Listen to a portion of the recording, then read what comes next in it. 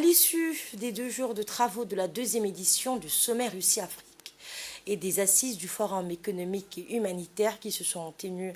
à Saint-Pétersbourg en Russie du 27 au 28 juillet, le ministre de l'Énergie, chargé des ressources naturelles, chef de la délégation djiboutienne participant à ces 2 événements, Younis Ali Ghedi, a été reçu par le président russe Vladimir Poutine au centre des discussions entre le chef du Kremlin et le ministre djiboutien, les voies et moyens susceptibles de renforcer les relations d'amitié et de coopération entre Djibouti et Moscou dans tous les domaines du développement socio-économique. En prenant la parole, le ministre de l'Énergie a d'emblée transmis au chef de l'État russe, Vladimir Poutine, et à son peuple les salutations fraternelles et amicales de son homologue djiboutien, Ismaël Omar Guelleh, du peuple de Djibouti, ainsi que les vœux de succès et de réussite aux travaux de ce 2e sommet Russie-Afrique et du Forum économique et humanitaire organisé dans ce cadre. Le ministre de l'Énergie n'a pas manqué également de remercier le président russe pour l'invitation offerte à notre pays à prendre part au 2e sommet Russie-Afrique et au Forum économique et humanitaire pour l'accueil chaleureux réservé à lui-même et à sa délégation,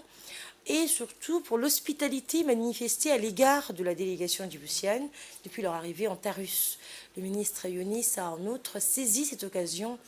pour exprimer de vive voix au président russe et au peuple russe les chaleureux remerciements du gouvernement et du peuple djiboutien pour le soutien apporté dans tous les secteurs socio-économiques, plus particulièrement en ce qui concerne le don octroyé des doses du vaccin russe à notre pays dans le cadre de la lutte contre la Covid-19. Pour sa part, le président russe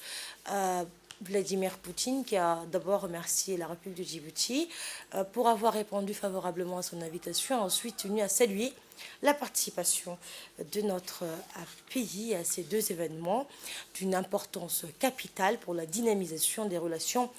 russo-africaines. Le président russe a ensuite clos son intervention en émettant le souhait donc de voir le développement et le renforcement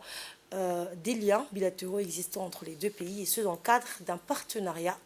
stratégique gagnant-gagnant pour les 2 peuples amis djiboutiens et russes.